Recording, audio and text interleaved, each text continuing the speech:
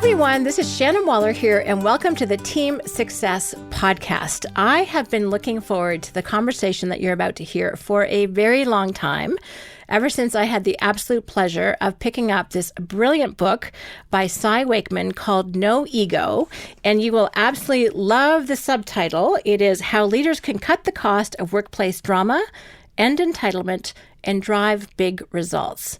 If this does not have your name on it, I don't know what book does.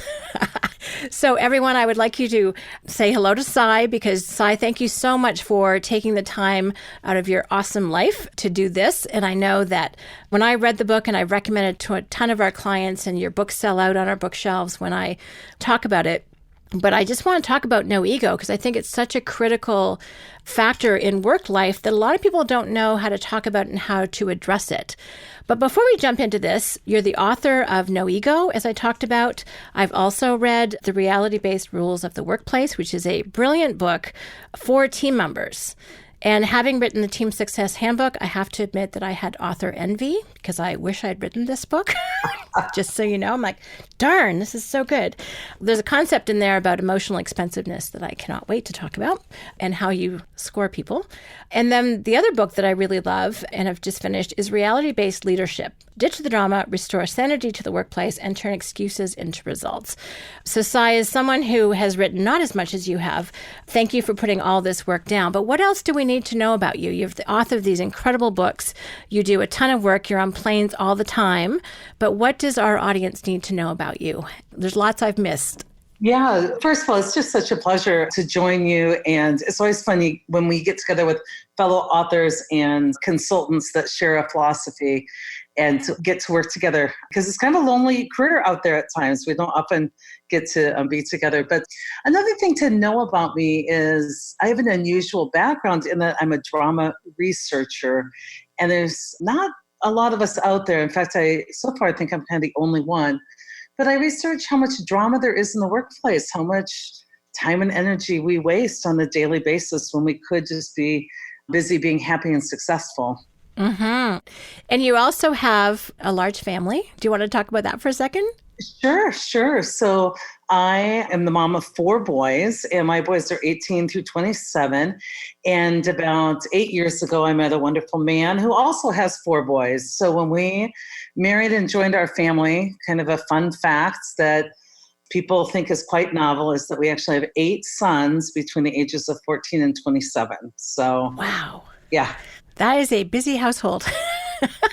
It's busy. A lot of ours are now off making their own way, but we do have 2 in high school, and we have a lot of help. Their mom is amazing. And so it's very busy, and they're very mature. And of course, my husband's wonderful with his kids as well. So that blended family stuff is not the easiest thing, but we've figured out our way through that a bit. That's very cool. And one of the things I recognized when I was reading the books is that what is true at work is also true at home. So we're going to obviously focus a lot on the workplace application, but I'll be shocked if when you're listening to this conversation, you don't go, oh, that's happening over here in my life, or with my spouse or my kids or my siblings, my parents. You're going to see dramas everywhere. It is. We take ourselves everywhere is the problem. Everywhere we go, ourselves come with us. There's no escaping. No.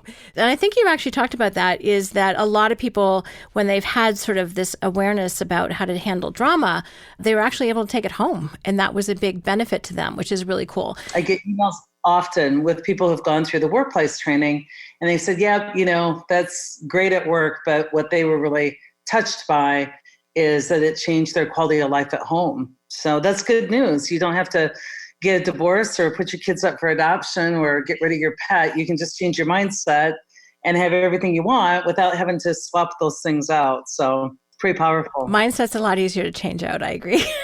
Yes. Well, and I love it because for people who are kind of close to Strategic Coach or know what we're about, it's very much about mindset, which again is why I was so excited and waiting for today to have this conversation. So let's jump in and let's define what drama is. And I absolutely love the fact that you're a researcher, because I am not in any way, shape, or form.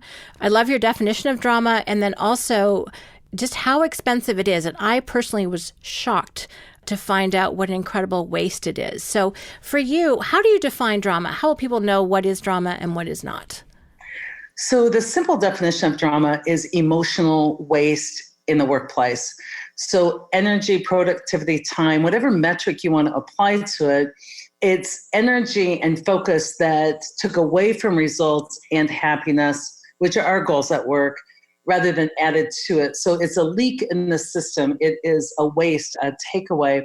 Examples of drama include, signs of it are kind of venting, tattling, gossiping, scorekeeping, judging, resisting change, focusing on why we can't rather than how we could, not being aligned as an organization, arguing with reality.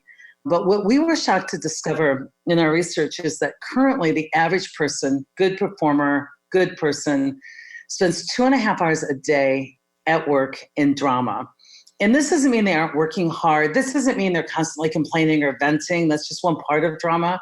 It does mean that they're working, but working with a bit of a grudge or a chip on their shoulders or a sense of a story that they're not valued or that they're underappreciated or that they're undersupported by their world. It's a way of moving through the world that definitely is weighted down with some things that take energy to carry. So it's the choice to kind of pick up and work while you're carrying this weight. And so we found that the average person, if you think about it, 2.5 hours of drama a day, 816 hours a year. So if you're a leader or an owner of a business and you're looking for how to really give your business a shot in the arm, if you think about the opportunity to recapture and upcycle 816 hours per year per person in your organization and focus it instead on customer service or sales or innovation or product development, it's really a terra-amazing opportunity. And terra-amazing is terrifying that we have this much waste, but amazing that we have this opportunity. And I think most of us have just accepted it as the cost of doing business. We've just come to believe if you have people, you're going to have drama. And that's a shame because you're missing a huge opportunity. Mm-hmm. Can you define BMW? Because I think that's really fun. Yeah, sure.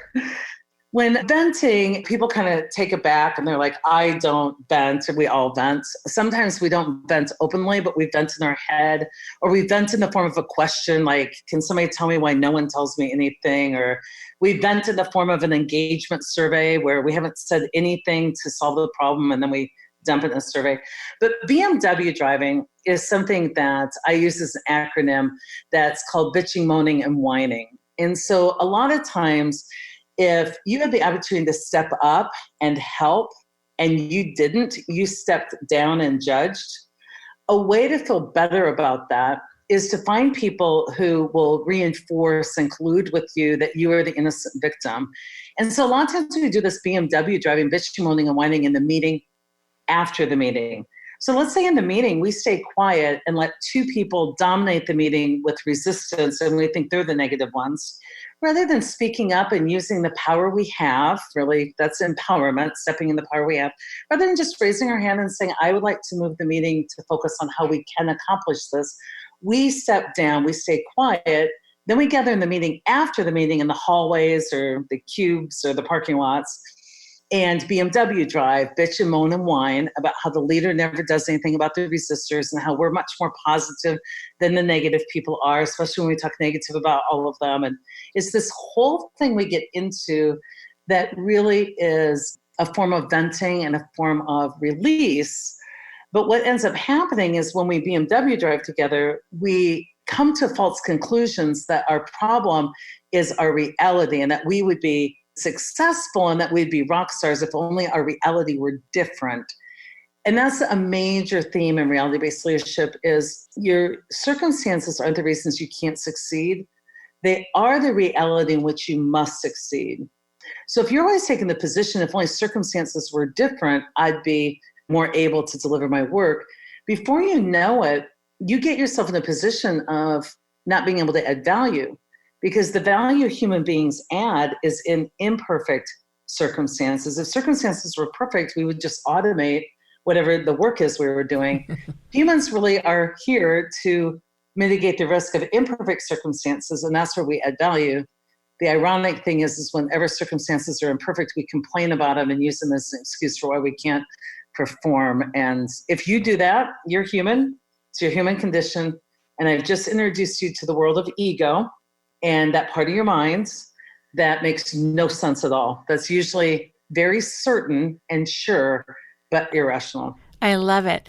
The title is so compelling, No Ego, and it's had a huge impact on everyone that I've shared it with. And that sentence you just said, circumstances aren't the reason why we can't succeed. They're the circumstances in which we must succeed. Yes. That's a very compelling way to put that. So let's dive into the ego portion of this. And one of the things that really struck me was you talk a lot about the story that we tell ourselves.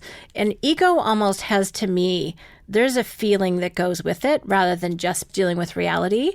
But sometimes we can be very oblivious to when we're in ego. And by the way, as I'm talking, team members, often owners, team leaders, they're thinking about their teams. But you got to look in the mirror first because there is a lot of drama, ego, what have you, that's involved in high levels of leadership and ownership. And I think this is a message for everyone, no matter what your position. So just note to self as you're listening to this. So let's talk about ego, because I think drama is, I guess you'd say it's caused by the ego. So let's dive into that, because you have just such a great way of talking and thinking about it. Yeah, ego really is one of the main sources of drama. But I want to just follow on a comment you said. So many people listen to my work and they go, oh my gosh, I wish my employee Ed or Sue were here. And what that reveals to me is that's how sophisticated the ego is that you don't even realize when you're played by the ego. The ego can listen to this great research on how to be more successful and happy at work and completely say, well, I'm glad I don't suffer from that, and then worry about somebody else who does. So the way I explain ego is getting people to understand how their mind works. So one of the big revelations to a lot of people that don't understand how their mind works is when I share with them the proposition that you are not the thinker. Those thoughts just going through your head, especially if they're negative and righteous and you feel wronged, if they're a story, because stories are so similar. There's a victim, me, a villain, you, and the plot is always the same. I was amazing. I was undervalued. I have to be righteous. I misunderstood. It's this whole insult piece that when people realize that they're not the ones doing the thinking most of the time, there's just a tape running in their head. At first, that feels a little woo-woo. So what I ask people to do is to notice that when you get up in the morning, if you commence thinking, do you wake up and then say, I shall begin thinking now? Or when you wake up, are you already being thought? And this is important because once you realize that you're not the thinker, you're actually the observer of your thinking, you get this superpower called the ability to question what you're thinking and to stop believing everything you think, because the ego would rather find certainty over rationality. So the ego will create a story that I'm in danger and about to be fired when your boss just called to check on a project. And so a lot of people just don't realize this. The way I explain it is it's like you have a toggle switch, a light switch on your forehead, transparent, imaginary, but that you are of two selves, but those selves are mutually exclusive. So self one, I call it the low self, is the part of the mind that I label as ego. Now, some parts of the ego are helpful to us, but we really overuse it. So the low self is this part of your mind that is always scanning the environment. It finds insult where there isn't any. The ego really survives on anger, insult, and righteousness. And so it's always adding an interpretation or a judgment. So somebody walks by you and doesn't say hello. The ego is uncomfortable just leaving it at that. The ego is the part of you that says, oh, I know what this is about. Well, no, you don't. But the ego says, I know what this is about. And then instead of moving positively, assigning benefit of the doubt, the ego moves to the scariest situation ever. You walked by me and didn't say hello. I know what this is about.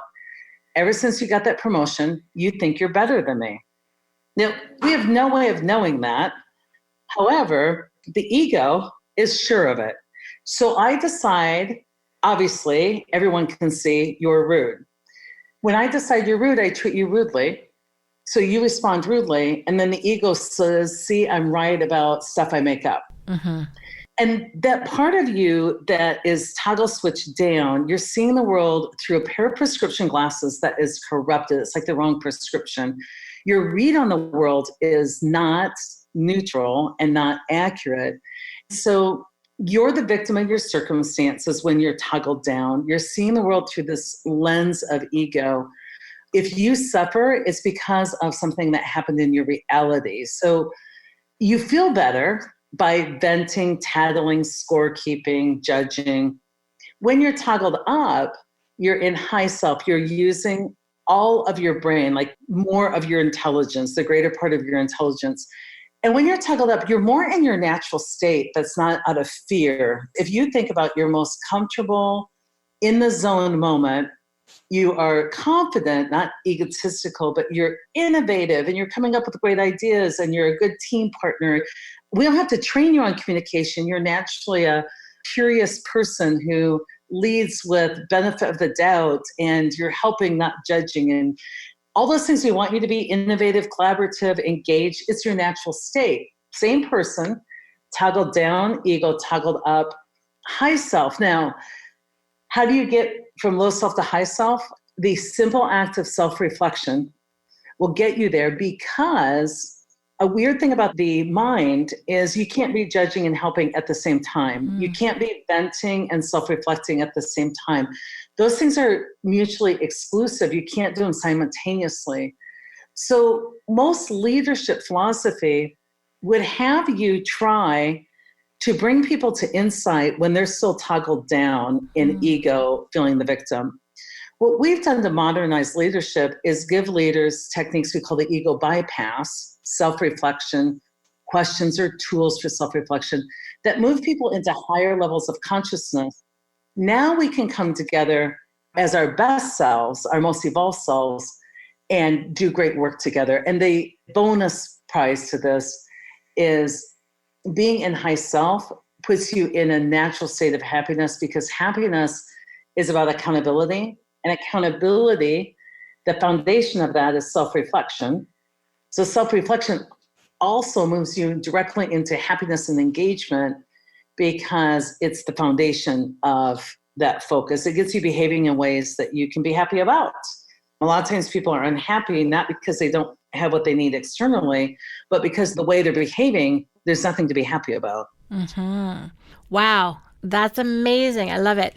I really latched on to your self-reflection because although you're not a part of Strategic Coach, so many of our exercises are all about thinking about your thinking. It's the one day every quarter where entrepreneurs can stop doing and step out of their business and think about what they're up to. And Dan talks about thinking about your thinking. So this is like totally on the same page. And I actually was coaching a group yesterday and I said, Cy Wakeman talks about self-reflection, and that's what we're doing right now. It was really fun to kind of tie that together. What I'm excited about right now in the world is so many of us consultants are putting out there things that are working, and they're all of the same kind of cloth. And even in our world, science is validating what the Dalai Lama has said. I mean, we're getting these multiple points of validation. It seems intuitively very true, these universal principles. But there's so many of us out there working with the same philosophies and advice that it's very exciting times. Yeah, I think of it as resonance. When I find someone who's resonant, it's like I get so excited. It's like, yes. But again, one of the reasons why I was so completely jazzed and excited was because you've given such thought. And again, your research, studying doctors and them adapting new technology is one of my favorite stories. I don't tell it as well as you do. But they were measuring patient care versus using the technology, and what the researchers needed a third column. Yeah, a third column. To track the complaining to the patients about the technology. It was like, oh my gosh. But that whole thing about, not believing everything that you think, not believing the story, recognize that the story is running you, not the other way around. I think there's so much wisdom of that. I want to talk about judgment for a moment, because that really struck me. And I think we're in a fairly judgy world. Sometimes that seems to be what gets published. And it's very easy for people to get into that space. Those are thoughts you can buy into in about a split second. But stepping out of that takes a little bit, there's a consciousness that has to happen, or you're just in the soup. I just would love to hear your thoughts about judging or your experience of people when they're in that state versus when they can look at things differently. Sure. And what strikes me about the audience that you serve, these great founders and entrepreneurs and business creators, and I'm one of them. We went into our business because we wanted freedom. Mm-hmm. I remember thinking, I'm going in because I want freedom. And people think that freedom is not having a boss or not having a time clock or not having, to deliver on somebody else's strategic plan. And after I got out, I found out that true freedom is this ability to unhook from that low self, that part of me that's judging and creating this really horrible reality that's not true, but is always dangerous and I'm the victim. And that true freedom really was liberating myself from this grip of the ego. So when you're in low self, the ego really is controlling the narrative. And it is always about danger and victim and conspiracy. And that's what the ego feeds on to stay alive. It's got to eat this anger for lunch, right?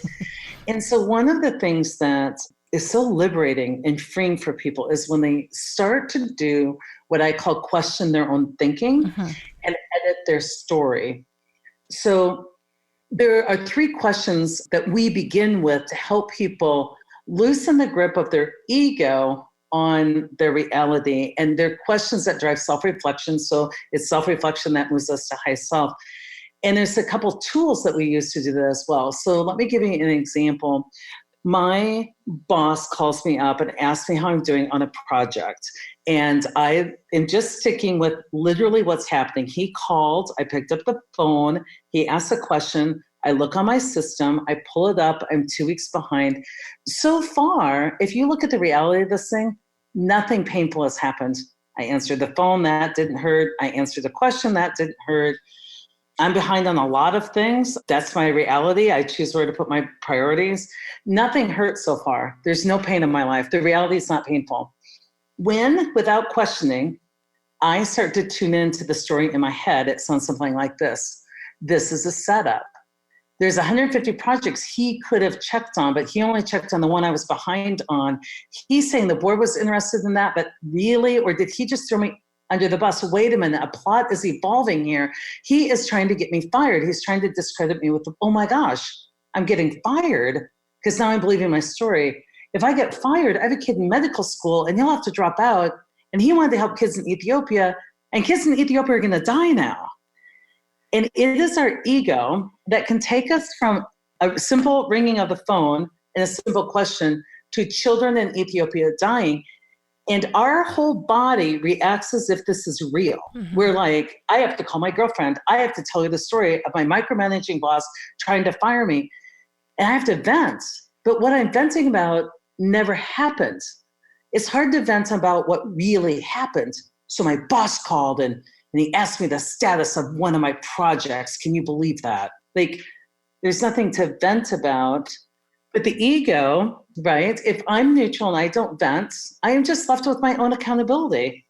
I've made choices. I'm behind on a project. I can choose to catch that up or not. I can choose to take my consequence or not.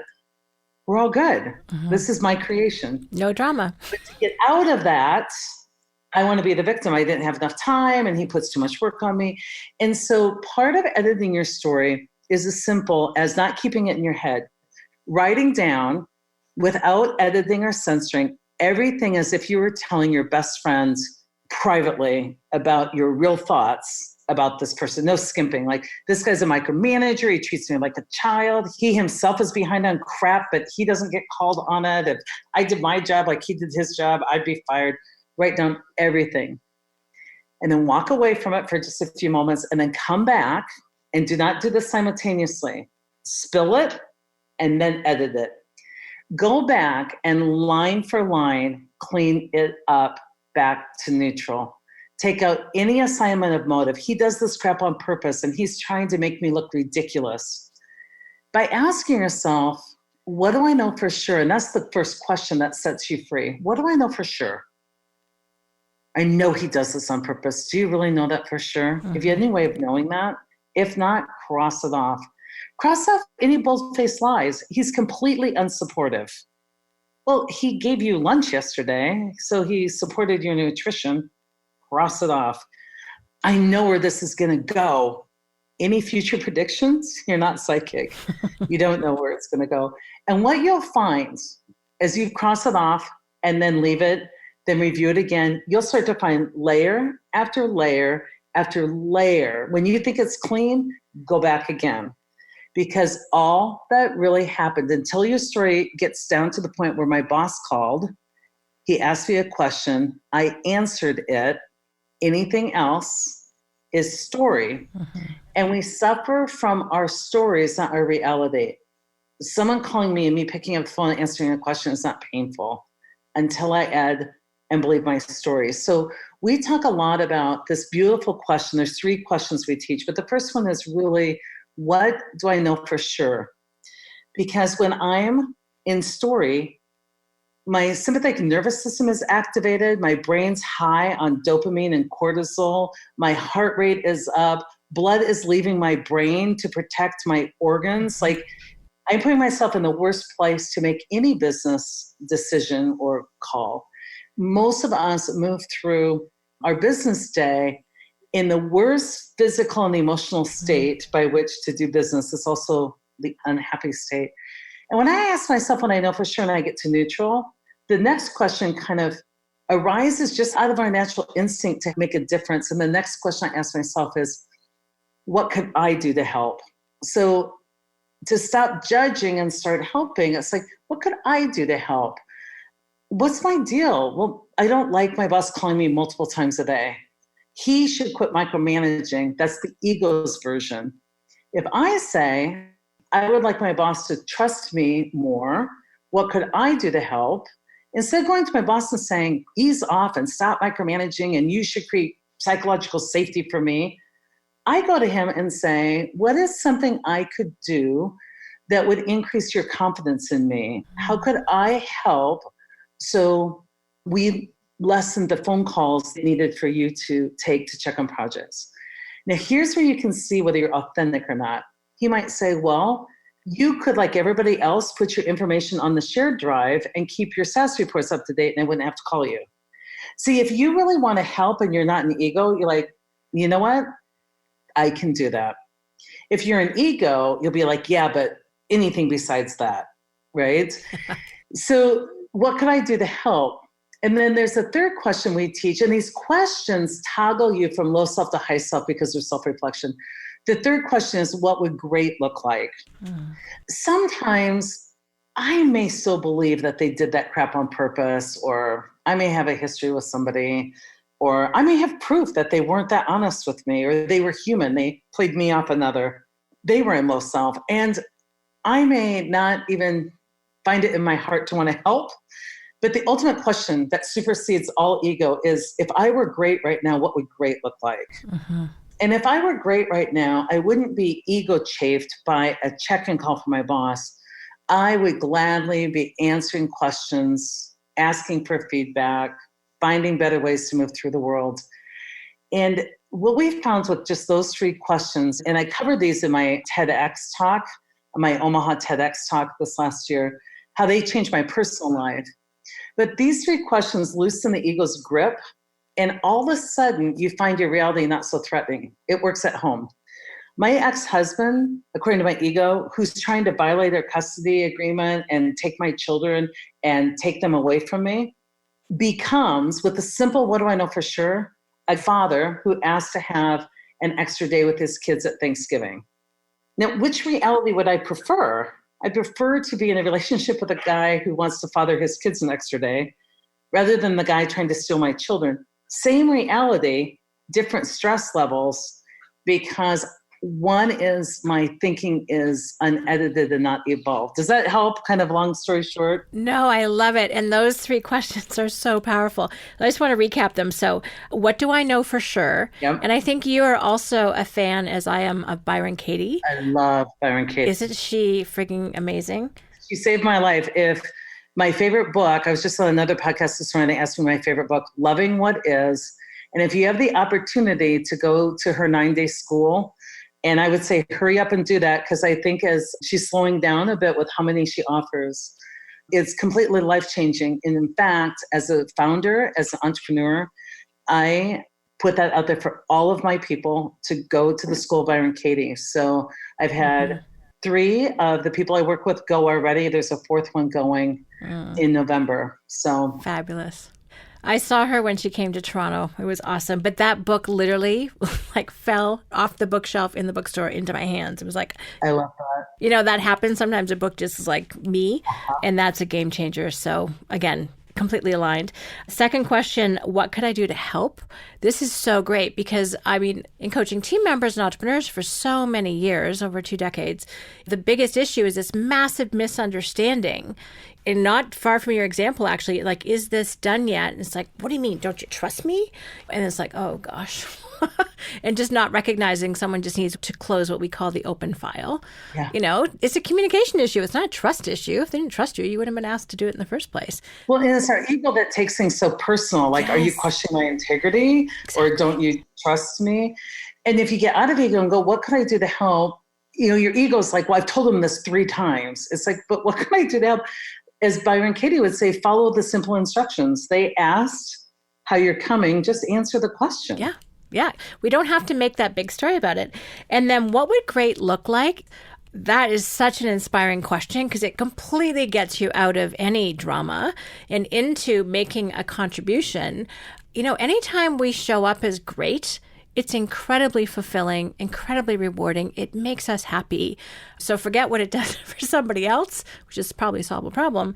That's that recipe for happiness that you talked about at the beginning. So it's interesting. I've touched on these in different ways, but putting them all so clearly together as a process, and especially for me, the kind of newest one is what would great look like? Absolutely genius. I love that. So, Sai, as you're talking, one of the things that really strikes me for entrepreneurs and sometimes for team members too, is that people not only have a story about one another, their team members, their boss, their leader, whomever, but also sometimes about clients. So it's like, oh, why did they do this? Or didn't they know? Or how come they didn't follow instructions? I hear lots of stories about that. And it's really fun. Lots of venting about that too. And it's amazing. I mean, these 3 questions work just as well front facing to our clientele Absolutely. As it does to what we call backstage with the team. And then obviously with our families, oh my gosh, it's hard not to go into what we call the gap, thinking, oh, I could have done probably a better job with my children at some moments when I was like, Well, I think that's so important because companies that are getting a competitive advantage and are easy to work with are absolutely just non-judgmental.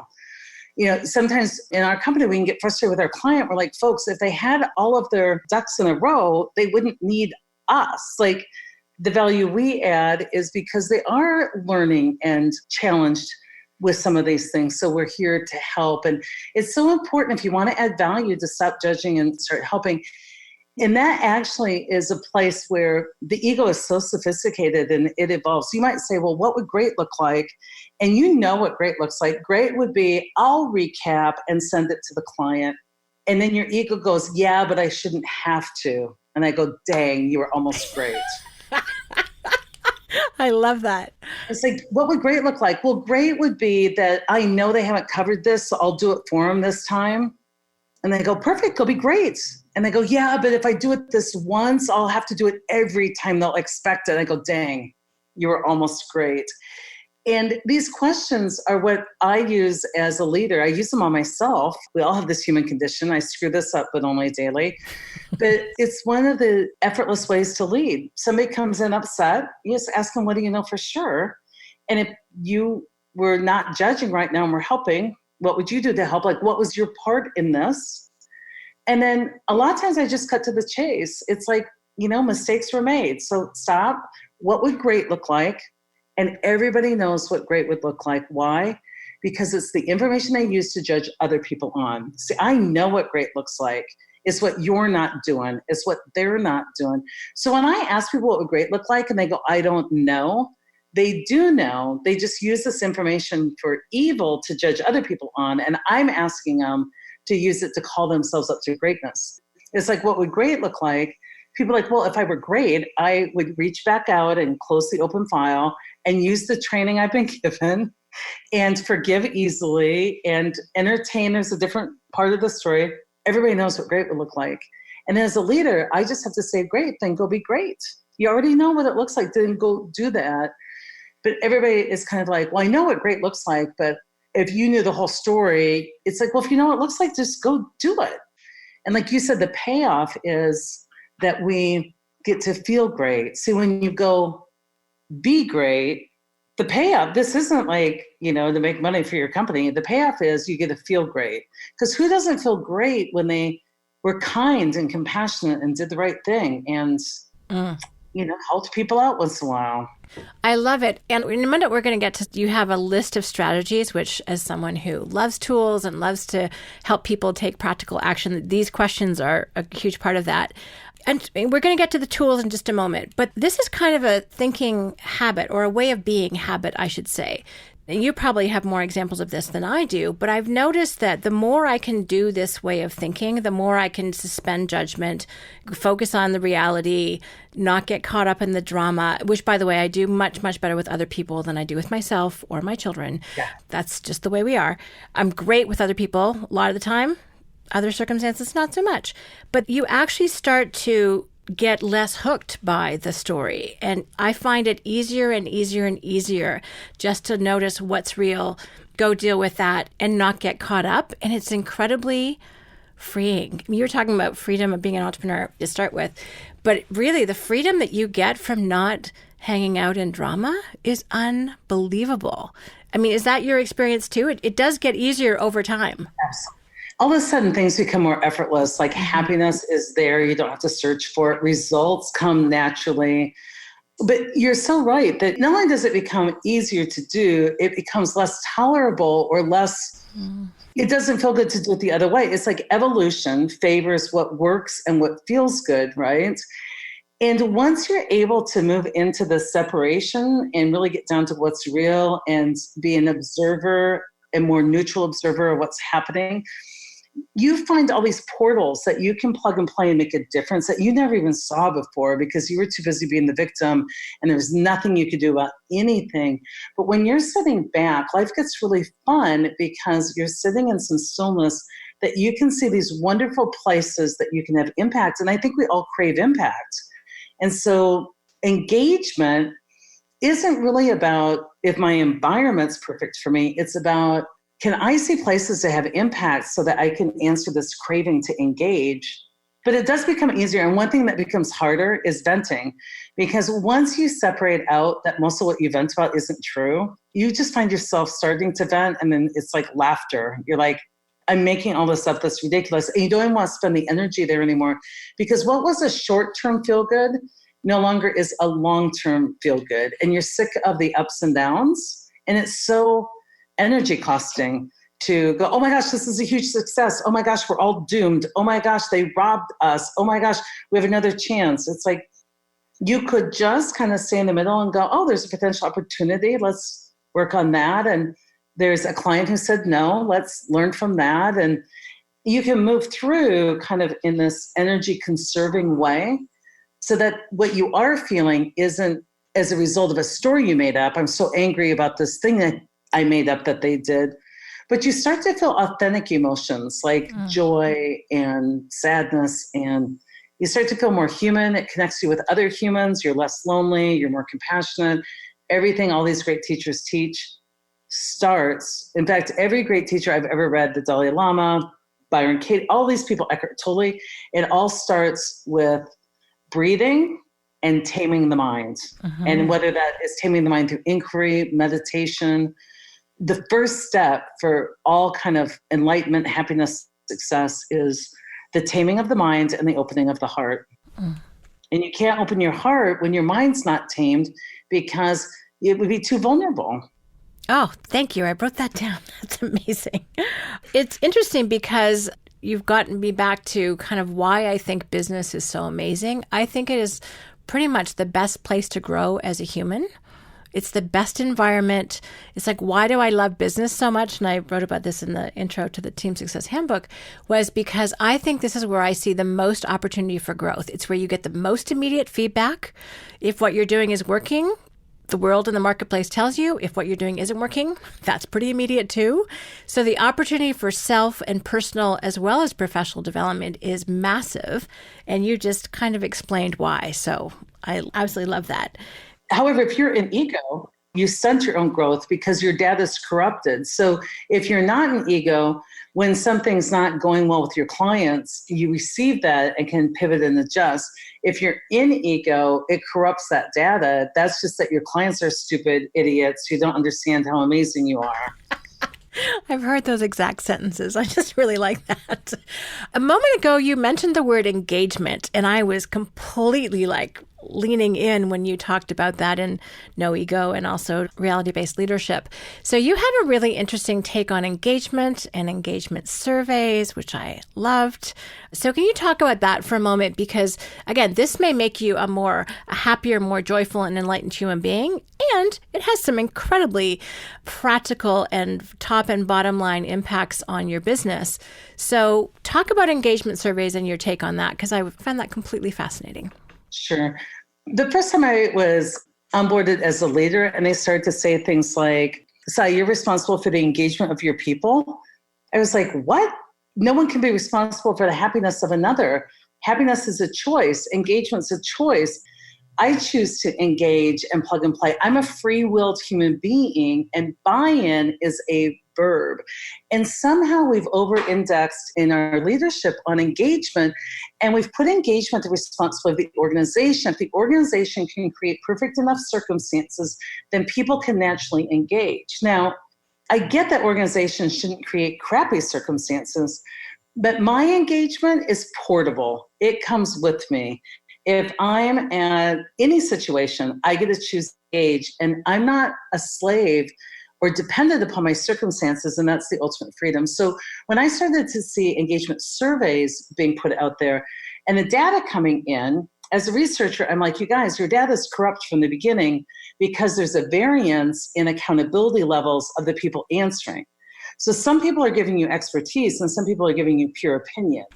If somebody's low in accountability and they're suffering at work, they automatically attribute that to the organization. If somebody's high in accountability and they're suffering at work, they first self-reflect to see what their part in this suffering is and what they could grow or do differently in their skill set or their approach. And then what's left is highly valuable information to the organization that says, I've cleaned up my part of it, I've sorted this out. And if you could do these things and I do these things, then we've hit a sweet spot where great organizations engage the high accountable. But what the flaw in the logic is, when we do engagement surveys, everybody's vote counts the same, but everybody's opinion is not valid. Because if I'm low in accountability, I'm victim-minded, toggled down in low self, I'm giving you bad data.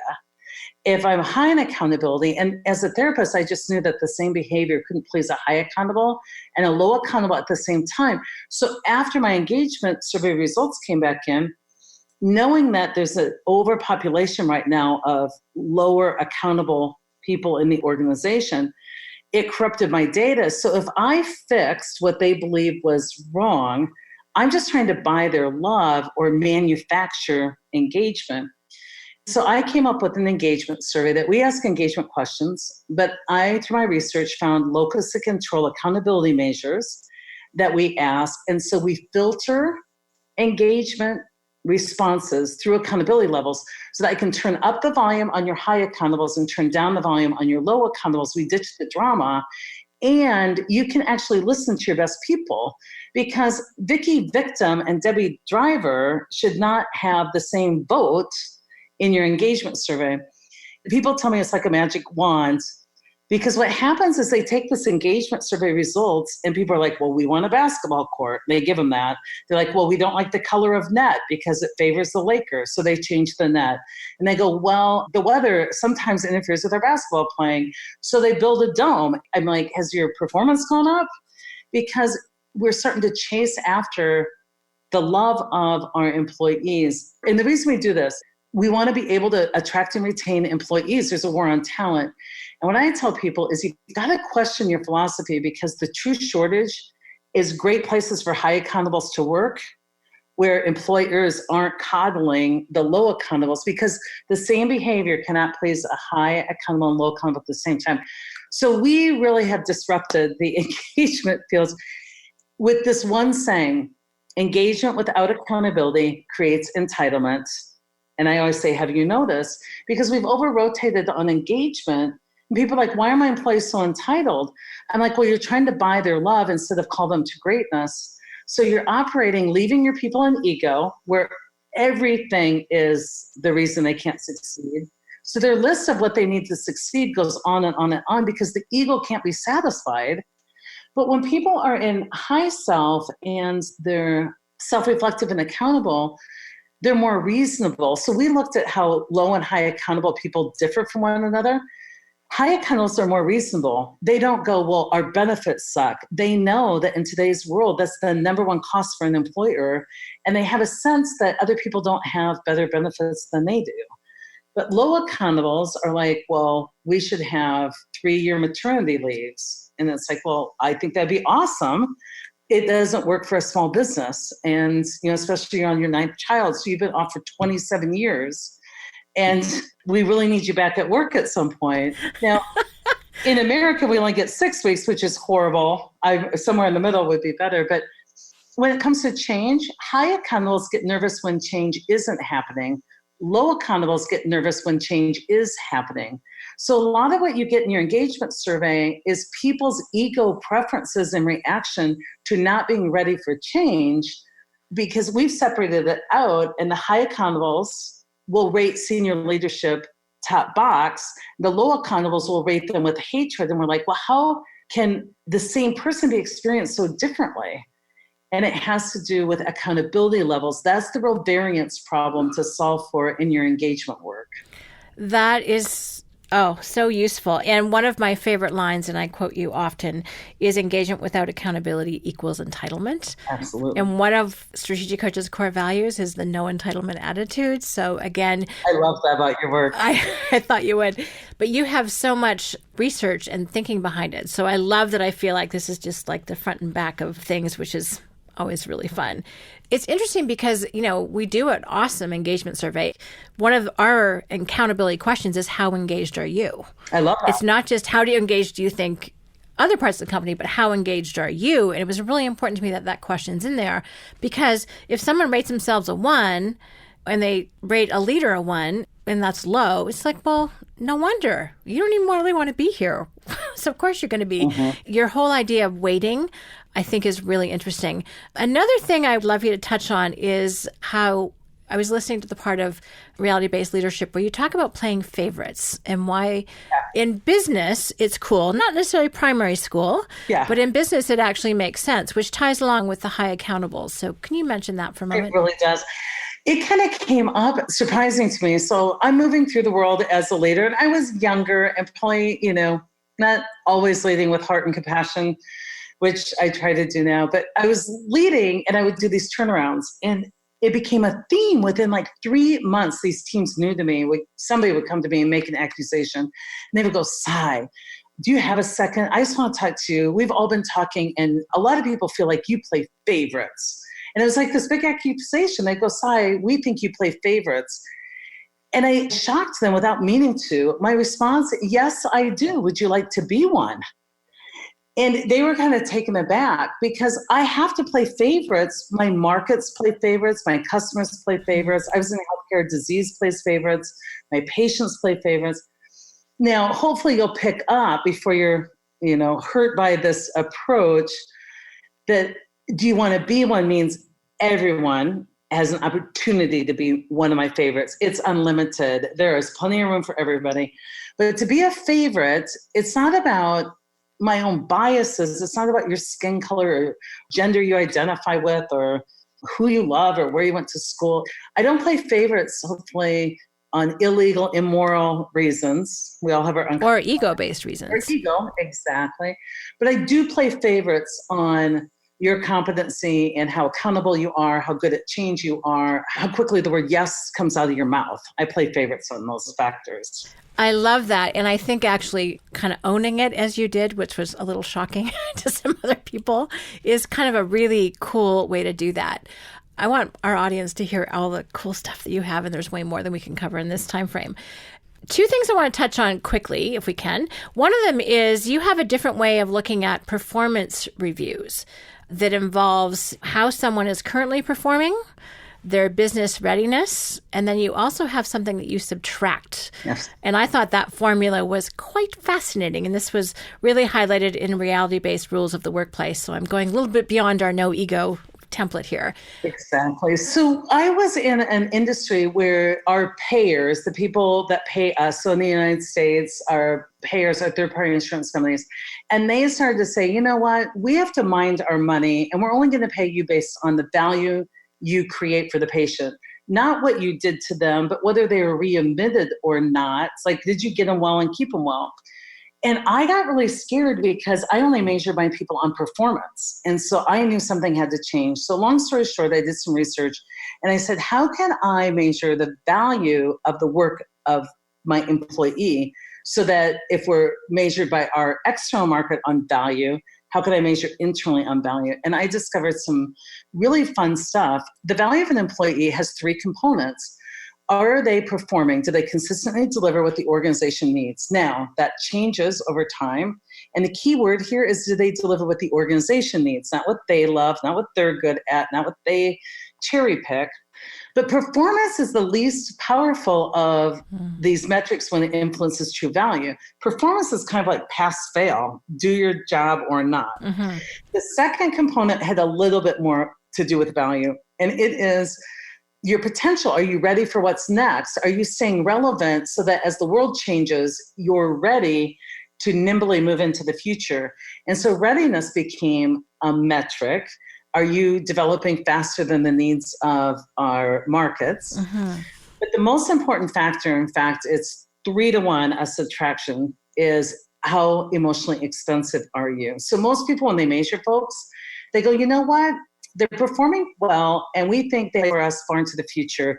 We have them on our succession plan. We see them as a future major contributor. And they stop the math right there. And before you know what that person's value is, you now know what they give, but you have to subtract out the total cost of them in addition to their salary and benefits. And that's their emotional expensiveness, their freak out factor, their drama quotient. And this isn't just who they are as a personality. This is how accountable they are, how quickly they can align to where the organization needs to go, how nimble they are and able to adopt and capitalize on change quickly, how resilient they are. It's measurable, and it subtracts 3-to-1. So you may be a stellar performer, but if you're unfit for human consumption, we can no longer keep calling you a rock star. People are like, they're a rock star.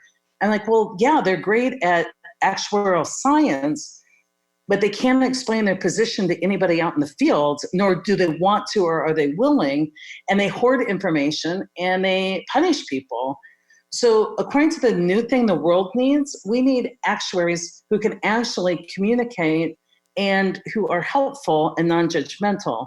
So when we tell people they're rock stars just for their functional value, what you'll find out is they actually add negative value, and your business will start to show that in lost contracts and, getting behind the times. And so it's a whole new take on how to performance manage and coach from, as employees, I need you to perform.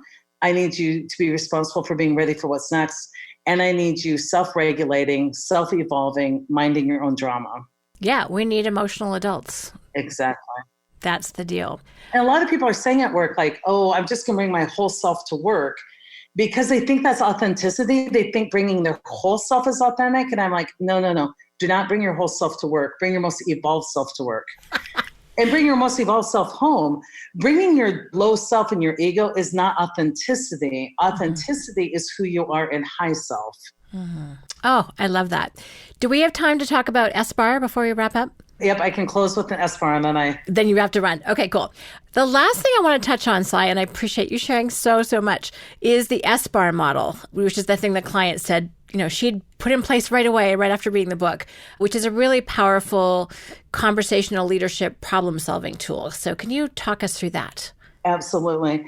So we talk a lot about using tools, not just questions, to move through the world more skillfully. So when I first got into a management role, people said, keep your door open. And I was a therapist, and I'm like, that doesn't sound like it has a lot of boundaries. And what I found out is people would come through my open door having done zero self-reflection, no inner work, and dump everything on me. So to share accountability, I started having my team use templates and tools. They would say, Cy, do you have a minute? And I would say, have you done some self-reflection and fact-finding? Do you have an S-bar? And an S-bar is a tool that I teach. It's an acronym, SBAR. S, what's the situation in a sentence or less? I want you to reflect enough to really get down to the essence of what the issue is. B stands for relevant backgrounds. We don't work for the History Channel, but what's relevant, how do you put this in context? And then A is, have you done some critical thinking and analysis? And have you fact-checked? Have you talked to other people? Have you gotten past the story? And then R are, what are your recommendations? And they need to be plural, because if you come with one, it's usually a righteous demand. Well, what we have to do is, instead of a well-thought-out set of options for us, when you come to me with that, now we have real work I can coach you on, and great things come from that. So that's just one example of all the tools that we offer in the book, No Ego. I love it. Well, I know you need to run. Thank you so much for all the time. And You're very welcome. I really feel like I'm leaving, and when you're listening, you're leaving with a whole set of questions, tools, mindsets, practical ways of putting this information into action so we can reduce drama and not operate out of ego, but operate out of our higher self. So, Cy, it is such a pleasure to finally get to meet you in person. And I hope at some point we can continue this conversation, because there's lots more. But I just want to thank you for your work, and thank you for sharing it with this particular audience. You're welcome. Continue your success, and I will continue to preach no ego, because I know it works. So thank you. Awesome. All right. Thank you so much. Okay. Have an awesome rest of your day. And again, thank you so much. You've been incredibly generous. You bet. Bye-bye. Okay. Take care. Bye-bye. Thank you so much for listening. I hope you've got as much out of this conversation as I have. And if you want more of Cy Wakeman, here's how you can find her. Certainly check out her podcast, No Ego. It's excellent. She's also on Instagram, Facebook, and LinkedIn at Cy Wakeman. Also, I really enjoy her YouTube videos, which is YouTube/Cy Wakeman. And I think you'd also enjoy her Omaha TEDx talk that has a great story and 3 questions that you can use to change your life. Again, thanks so much for listening. And as always, here's to your team success.